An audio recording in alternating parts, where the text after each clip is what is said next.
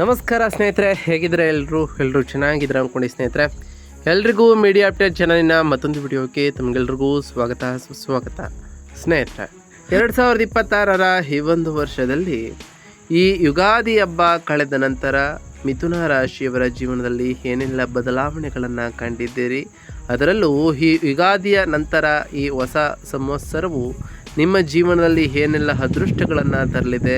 ಶ್ರೀ ಪರಾಭವ ಸಂವತ್ಸರವು ಈ ಮಿಥುನ ರಾಶಿಯವರ ಜೀವನದ ವಿವಿಧ ಅಂಶಗಳಾದಂತಹ ವೃತ್ತಿಯಲ್ಲಾಗಿರ್ಬೋದು, ವೈವಾಹಿಕ ಜೀವನ ಇರ್ಬೋದು, ಆರ್ಥಿಕ ಸ್ಥಿತಿ, ಕೌಟುಂಬಿಕ ಜೀವನ, ವ್ಯವಹಾರ, ಶಿಕ್ಷಣ ಮತ್ತು ಹಣಕಾಸಿನ ವಿಚಾರ, ಹಾಗೆಯೇ ವ್ಯಾಪಾರ ಮತ್ತು ವ್ಯವಹಾರದಲ್ಲಿ ಏನೆಲ್ಲ ಬದಲಾವಣೆಗಳನ್ನು ತರಲಿದೆ, ಯಾವುದರಲ್ಲಿ ಶುಭವಾಗಲಿದೆ, ಯಾವುದರಲ್ಲಿ ಬಹಳ ಎಚ್ಚರಿಕೆಯನ್ನು ವಹಿಸಬೇಕು, ಅದರಲ್ಲೂ ಈ ಯುಗಾದಿ ಕಳೆದ ನಂತರ ಈ ಸಂವತ್ಸರದ ಪ್ರಕಾರ ಗ್ರಹ ಸಂಚಾರಗಳು ಏನೆಲ್ಲ ಶುಭವನ್ನು ತರಲಿದೆ ಎಂಬುದರ ಸಂಪೂರ್ಣ ಮಾಹಿತಿಯನ್ನು ಇದೇ ವಿಡಿಯೋದಲ್ಲಿ ತಿಳಿಸ್ಕೊಡ್ತಾ ಹೋಗ್ತಾನೆ ಸ್ನೇಹಿತರೆ.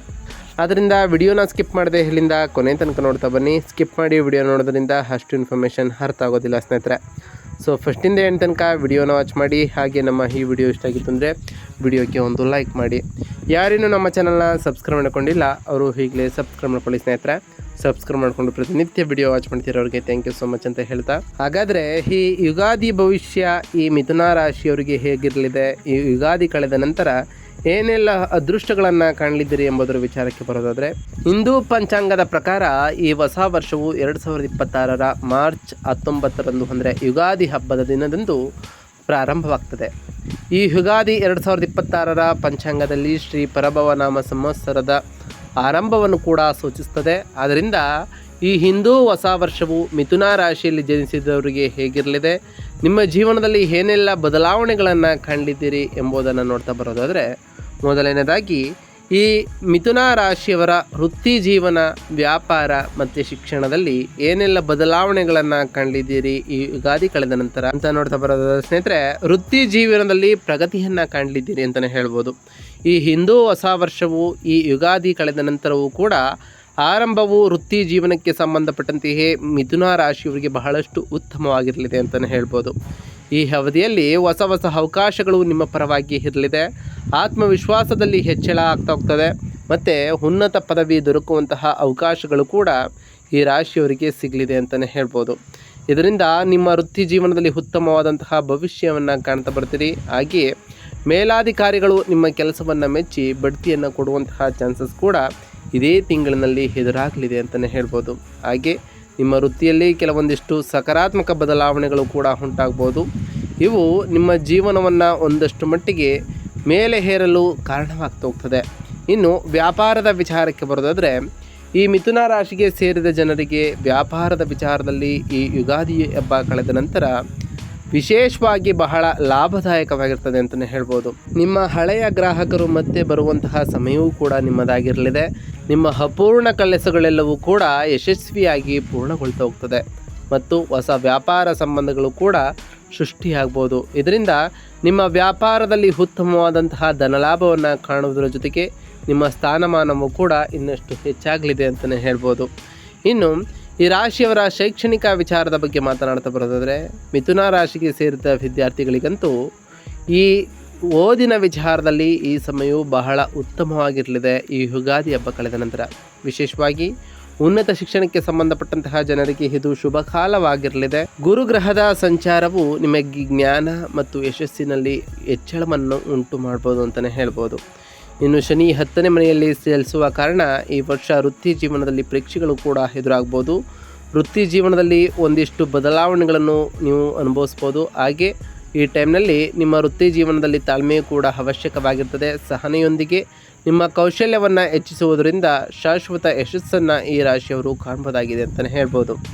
ಇನ್ನು ಈ ರಾಶಿಯವರಿಗೆ ಸಂಬಂಧಪಟ್ಟಂತೆಯೇ ಹಣಕಾಸಿನ ವಿಚಾರದಲ್ಲಿ ಏನೆಲ್ಲ ಬದಲಾವಣೆಗಳನ್ನು ಕಾಣಲಿದ್ದೀರಿ ಅನ್ನೋದ್ರ ವಿಚಾರಕ್ಕೆ ಬರೋದಾದರೆ, ಧನಲಾಭದ ವಿಚಾರದಲ್ಲಿ ಈ ಯುಗಾದಿ ಕಳೆದ ನಂತರ ಸಾಕಷ್ಟು ಬದಲಾವಣೆಗಳನ್ನು ಕಾಣ್ತಾ ಬರ್ತೀರಿ. ಅದರಲ್ಲೂ ಜೂನ್ ರಿಂದ ಸೆಪ್ಟೆಂಬರ್ ತಿಂಗಳ ನಡುವೆ ಮಿಥುನ ರಾಶಿಯವರಿಗೆ ಹೆಚ್ಚಿನ ಧನಲಾಭದ ಸಾಧ್ಯತೆಗಳು ಹೆಚ್ಚಾಗ್ತಾ ಹೋಗ್ತವೆ.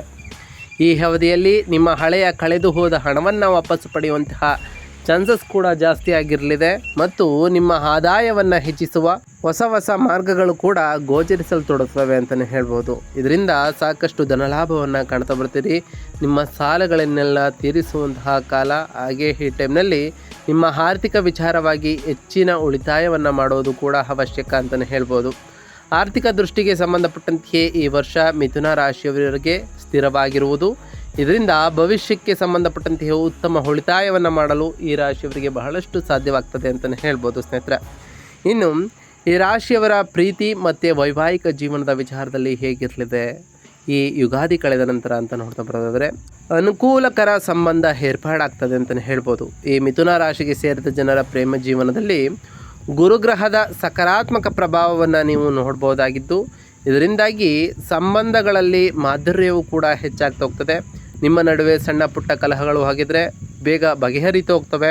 ಅದರಲ್ಲೂ ಈ ಜೂನ್ ತಿಂಗಳ ಮೊದಲು ನಿಮ್ಮ ಮಾತಿನ ಮೇಲೆ ನಿಯಂತ್ರಣವನ್ನು ಹೊಂದುವುದು ಉತ್ತಮ ಅಂತಲೇ ಹೇಳ್ಬೋದು.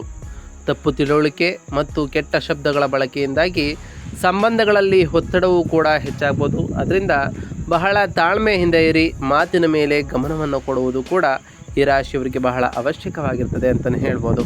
ಇನ್ನು ವರ್ಷದ ಆರಂಭದ ವಿಚಾರದಲ್ಲಿ ಈ ಯುಗಾದಿ ಹಬ್ಬ ಕಳೆದ ನಂತರ ನಿಮ್ಮ ಪ್ರೇಮ ಸಂಬಂಧಗಳು ಇನ್ನಷ್ಟು ಬಲಗೊಳ್ತಾ ಹೋಗ್ತವೆ. ಪ್ರೇಮ ಸಂಬಂಧಗಳಲ್ಲಿ ನಿಧಾನವಾಗಿ ನಿಮ್ಮ ಗೌರವ ಹೆಚ್ಚಾಗ್ತಾ ಹೋಗ್ತದೆ ಮತ್ತು ಸ್ನೇಹದಿಂದ ಪ್ರೀತಿಯ ಸಂಬಂಧ ಮತ್ತಷ್ಟು ಗಾಢವಾಗ್ಬೋದು. ಮೇ ನಂತರ ಕುಟುಂಬದ ವಾತಾವರಣ ಹೆಚ್ಚು ಶಾಂತಿಯಿಂದ ಕೂಡಿರುವುದು ಮತ್ತು ಒತ್ತಡ ಕಡಿಮೆ ಮಾಡ್ತಾ ಹೋಗ್ತದೆ ಅಂತಲೇ ಹೇಳ್ಬೋದು. ಇದರಿಂದ ಸಾಕಷ್ಟು ಬದಲಾವಣೆಗಳನ್ನು ನಿಮ್ಮ ಜೀವನದಲ್ಲಿ ಕಾಣ್ತಾ ಬರ್ತೀರಿ ಅಂತಲೇ ಹೇಳ್ಬೋದು ಸ್ನೇಹಿತರೆ.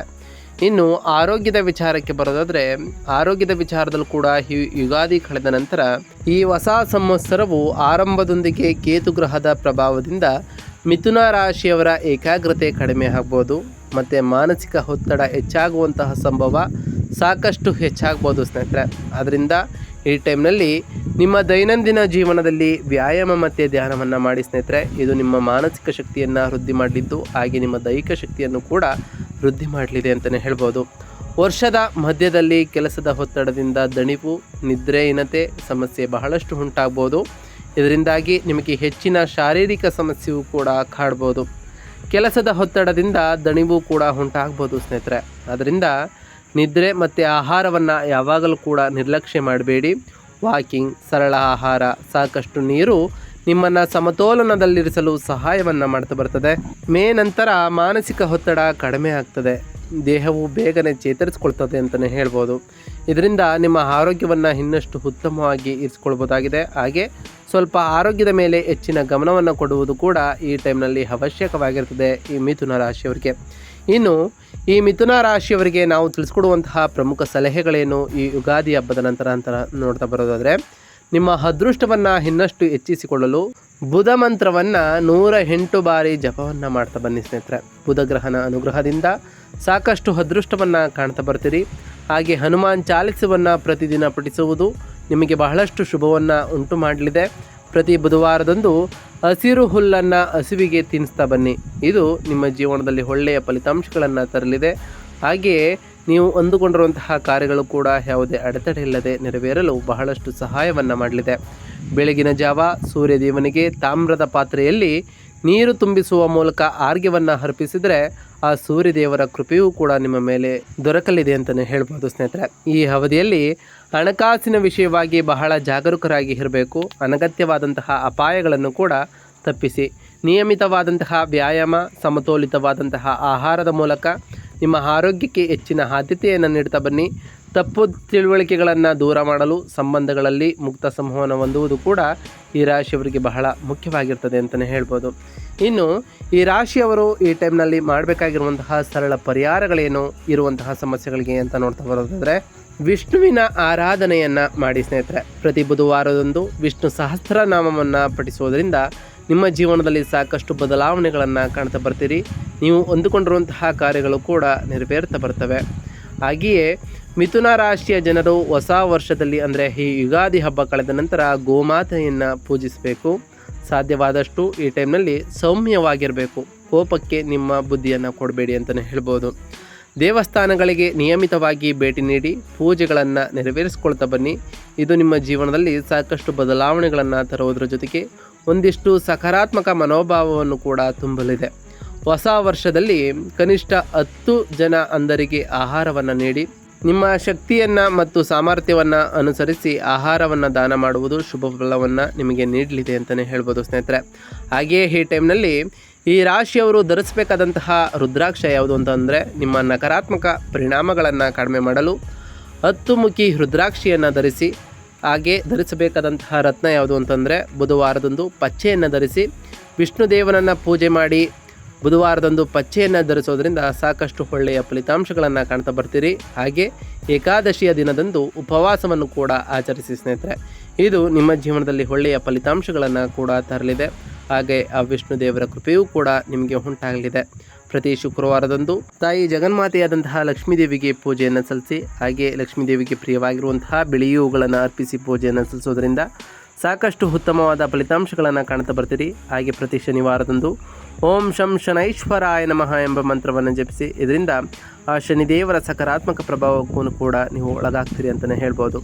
ನಾವು ತಿಳಿಸ್ಕೊಟ್ಟಿರುವಂತಹ ಎಲ್ಲ ಸರಳ ಪರಿಹಾರಗಳನ್ನು ಈ ರಾಶಿಯವರು ಮಾಡಿದ್ದೇ ಆದರೆ ನಿಮ್ಮ ಜೀವನದಲ್ಲಿ ಸಾಕಷ್ಟು ಬದಲಾವಣೆಗಳನ್ನು ಕಾಣ್ತಾ ಬರ್ತೀರಿ. ನೀವು ಹೊಂದಿಕೊಂಡಿರುವಂತಹ ಕಾರ್ಯಗಳು ಕೂಡ ಯಾವುದೇ ಅಡೆತಡೆ ಇಲ್ಲದೆ ನೆರವೇರ್ತಾ ಬರ್ತದೆ ಸ್ನೇಹಿತರೆ. ಇದಾಗಿತ್ತು ಇವತ್ತಿನ ಒಂದು ವಿಡಿಯೋ ಸ್ನೇಹಿತರೆ. ವಿಡಿಯೋ ಇಷ್ಟ ಆಗಿತ್ತು ಅಂದರೆ ವಿಡಿಯೋಗೆ ಒಂದು ಲೈಕ್ ಮಾಡಿ. ಯಾರೇನು ನಮ್ಮ ಚಾನಲ್ನ ಸಬ್ಸ್ಕ್ರೈಬ್ ಮಾಡ್ಕೊಂಡಿಲ್ಲ ಅವರು ಈಗಲೇ ಸಬ್ಸ್ಕ್ರೈಬ್ ಮಾಡ್ಕೊಳ್ಳಿ. ಸಬ್ಸ್ಕ್ರೈಬ್ ಮಾಡಿಕೊಂಡು ಪ್ರತಿನಿತ್ಯ ವಿಡಿಯೋ ವಾಚ್ ಮಾಡ್ತಿರೋರಿಗೆ ಥ್ಯಾಂಕ್ ಯು ಸೊ ಮಚ್ ಅಂತ ಹೇಳ್ತಾ, ಹಾಗೆ ಕಮೆಂಟ್ನಲ್ಲಿ ಓಂ ಶನೈಶ್ವರಾಯ ನಮಃ, ಓಂ ಗುರುಭ್ಯೋ ನಮಃ, ಓಂ ಲಕ್ಷ್ಮೀನಾರಾಯಣಾಯ ನಮಃ, ಓಂ ಅಂಗರಾಯಕಾಯ ನಮಃ, ಓಂ ವಿಷ್ಣು ದೇವಾಯ ನಮಃ ಎಂದು ಕಮೆಂಟ್ ಮಾಡಿ ಸ್ನೇಹಿತರೆ. ಆ ಶನಿದೇವರು, ಮಂಗಳದೇವ, ಗುರುದೇವ, ಸೂರ್ಯದೇವ, ಲಕ್ಷ್ಮೀನಾರಾಯಣ ನಿಮಗೆ ಆಯುಷ್ಯ ಆರೋಗ್ಯ ಸಮೃದ್ಧಿಗಳನ್ನು ಕೊಟ್ಟು ಕಾಪಾಡಲಿ. ನೀವು ಹೊಂದಿಕೊಂಡಿರುವಂತಹ ಕಾರ್ಯಗಳು ಈ ಯುಗಾದಿ ಹಬ್ಬದ ನಂತರ ಒಳ್ಳೆಯ ಫಲಿತಾಂಶಗಳನ್ನು ತಂದುಕೊಡ್ಲಿ ಅಂತ ಆ ದೇವರಲ್ಲಿ ಕೇಳ್ಕೊಳ್ತಾ ಇವತ್ತಿನ ಒಂದು ವಿಡಿಯೋನ ಮುಗಿಸ್ತಿದ್ದೀನಿ ಸ್ನೇಹಿತರೆ. ಸಿಗ್ತೀನಿ ಮತ್ತೊಂದು ವಿಡಿಯೋದೊಂದಿಗೆ. Thank you for watching.